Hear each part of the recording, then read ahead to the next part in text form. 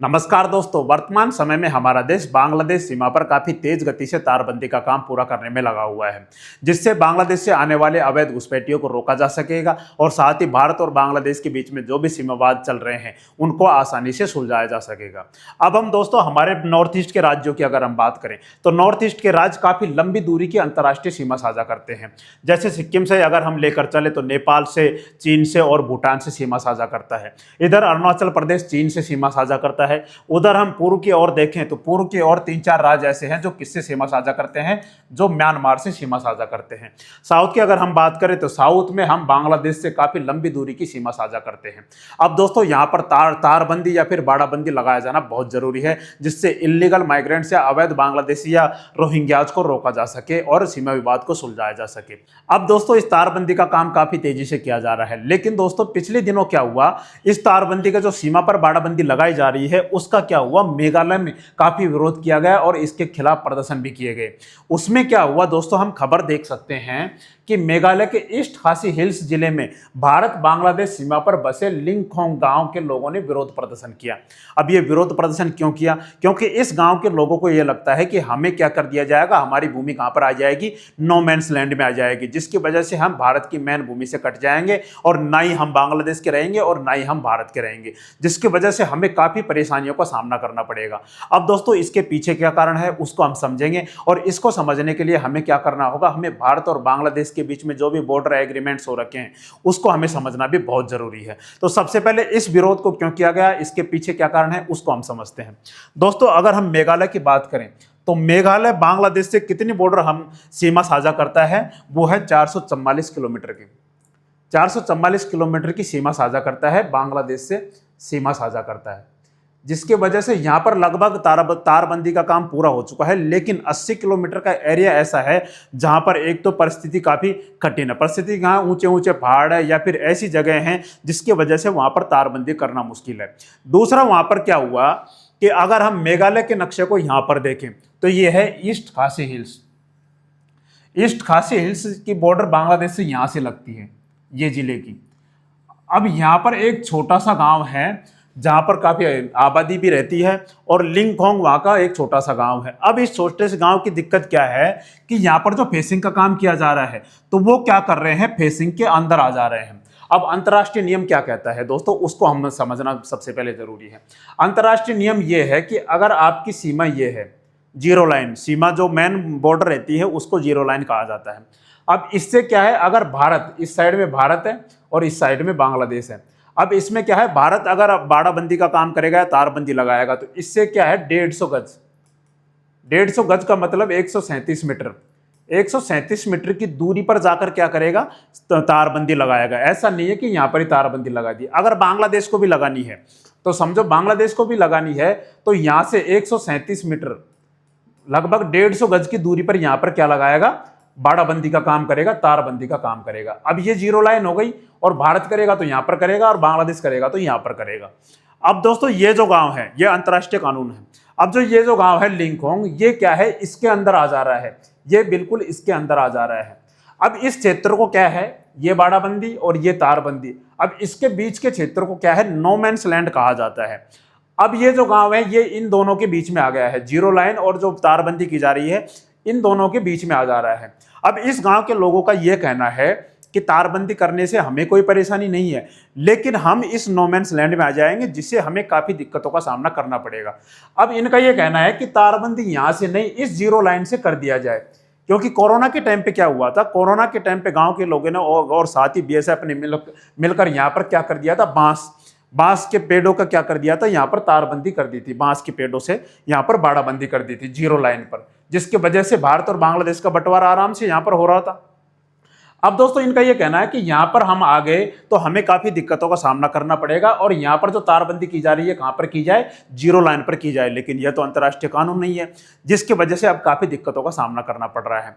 अब दोस्तों इसमें हमारे देश ने क्या किया है, हमारा देश अब बीएसएफ और साथ ही हमारा देश मिलकर बांग्लादेश से बात कर रहे हैं कि आखिर इन लोगों को यह काफी समस्या होने लगेगी, जिसकी वजह से यहां पर क्या किया जाए, अंतर्राष्ट्रीय कानूनों को दरकिनार करते हुए यहां पर तारबंदी की जाए, जो दोनों की कमांड हो, भारत और बांग्लादेश की दोनों की कमांड रूप से तारबंदी कर दी जाए, जिसकी वजह से यहां पर क्या होगा, लोगों को दिक्कतों का सामना नहीं करना पड़ेगा। अब बांग्लादेश अभी तक बांग्लादेश ने कोई जवाब नहीं दिया, लेकिन भारत लगातार कोशिश कर रहा है बांग्लादेश से कि तुरंत जवाब दे दिया जाए, जिसकी वजह से गांव के लोगों की समस्याओं का निपटारा किया जा सके। अब दोस्तों अगर ऐसा नहीं होता है, बांग्लादेश मना कर देता है कि नहीं ऐसा नहीं होगा, तो ये नो मैंस लैंड में आ जाएंगे, और नो मैंस लैंड में आ जाने के कारण इन्हें काफी दिक्कतों का सामना करना पड़ेगा। एक तो क्या हुआ कि यह जो बाड़ाबंदी है, इसमें क्या है, ये बाड़ाबंदी के अंदर आ जाएंगे, तो ये बाड़ाबंदी में जहां जहां पर गेट लगे रहते हैं वो क्या करते हैं, दिन दिन में खुलते हैं, शाम को 6 बजे बाद बंद हो जाते हैं, जिसकी वजह से इन्हें अब दिन दिन में यहाँ पर आ जा सकते हैं, और रात के समय में ये कहीं भी आ जा नहीं सकते हैं। जैसे कोई विशेष परिस्थिति होगी, जैसे कोई गर्भवती महिला है, इमरजेंसी के समय में अगर उसे रात में कोई दिक्कत होती है, तो क्या होगा, वहां से रात से इस बाड़ाबंदी से बाहर, तारबंदी से बाहर हमारे देश में किसी हॉस्पिटल में ले जाना काफी मुश्किल का भरा हो जाएगा, जिसकी वजह से यहाँ के लोगों को काफी दिक्कतें पैदा हो जाएगी। दूसरा, यहाँ पर कोई भी मेहमान इनके पास यहाँ पर आ या फिर जा नहीं सकता है, उन्हें काफी कठिन बीएसएफ की उन चरणों से गुजरना होगा जहां पर मापदंड तय किए गए हैं सुरक्षा की दृष्टि से। उन्हें पहचान पत्र दिखाना होगा, साथ ही वैलिड कारण भी दिखाना होगा। तो मेहमानों का आना जाना तो बिल्कुल बंद ही है। अगर यहाँ के लोग भी बाहर जाएंगे तो उन्हें भी वैलिड पहचान पत्र दिखाना होगा, और वहां पर आने जाने में इनको काफी सख्त नियमों का पालन करना होगा। दूसरा, यहाँ पर ये चाय की और साथ ही सुपारी की खेती करते हैं, जो नो मैंस लैंड के बीच में आ जाएंगे, जिसकी वजह से ये व्यापार भी नहीं कर पाएंगे। ये यहाँ का सामान भारत के बाजारों में बेचने के लिए इन्हें वही कठिन मापदंडों से गुजरना पड़ेगा, जिसकी वजह से काफी दिक्कत पैदा हो सकती है।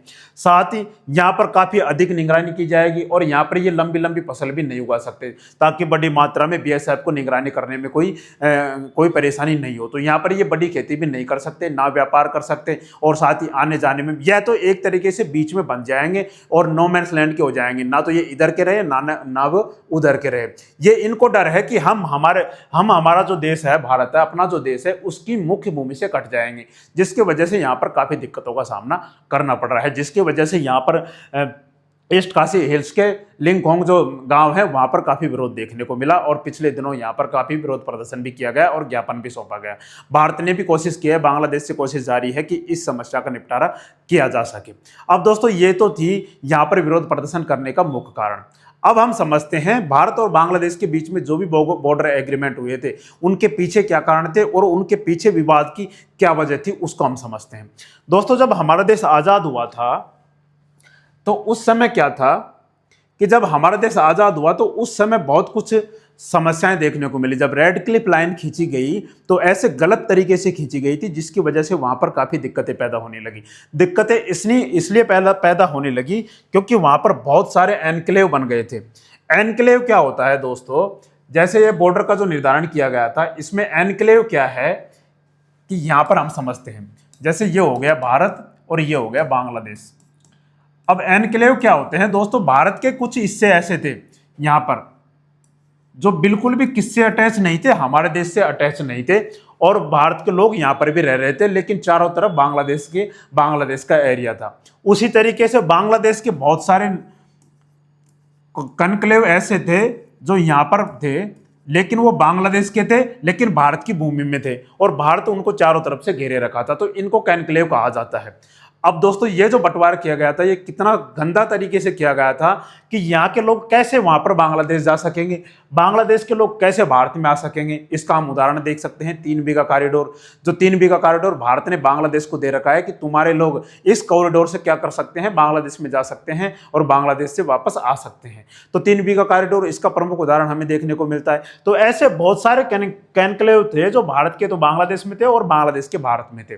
अब दोस्तों क्या हुआ, पहले तो पूरी पाकिस्तान हुआ करता था ये क्षेत्र, तब तक तो ये समस्याएं काफी बनी रही। इधर पश्चिमी पाकिस्तान था, लेकिन 1971 में जब बांग्लादेश बना तो उसके बाद शेख मुजीब रहमान जो बांग्लादेश के प्रधानमंत्री थे, और साथ ही हमारे देश के प्रधानमंत्री इंदिरा गांधी जी के बीच में 1974 में एक समझौता हुआ।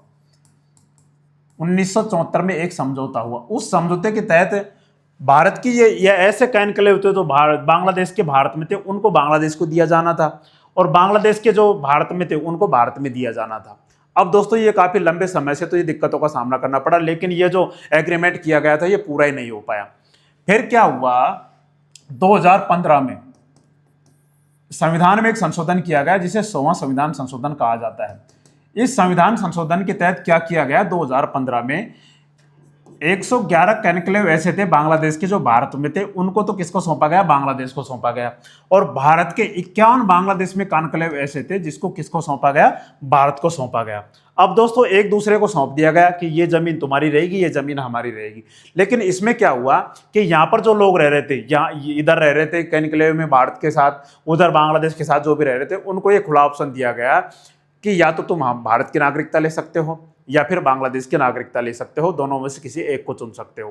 पहले तो क्या था, यहाँ के जो लोग रह रहे थे लगभग ये 51,000 लोग थे, 51,000 लोग थे। अब इनको एक खुला ऑप्शन दिया गया कि या तो बांग्लादेश की नागरिकता ले लो, आप जो मन चाहे वो इनको ऑप्शन दिया गया। तो कुछ ने क्या किया, बांग्लादेश की नागरिकता ले ली, इधर से कुछ ने भारत की नागरिकता ले ली। तो इस तरीके से इस समस्या का समाधान किया गया।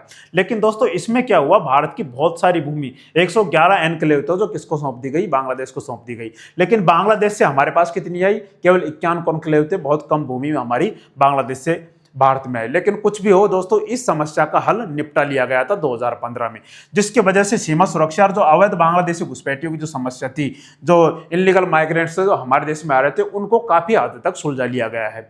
अब हमारी बांग्लादेश से 4,000 से ऊपर किलोमीटर की सीमा लगती है, जिसमें अब लगभग बाड़ाबंदी का काम पूरा हो चुका है। बहुत कम क्षेत्र ऐसे बचे हैं जहां पर बाड़ाबंदी तारबंदी का काम लगातार चालू है। इस तरीके से दोस्तों हम समझ सकते हैं कि भारत और बांग्लादेश के बीच में जो भी बॉर्डर एग्रीमेंट्स थे या फिर सीमा विवाद थे वो क्या थे।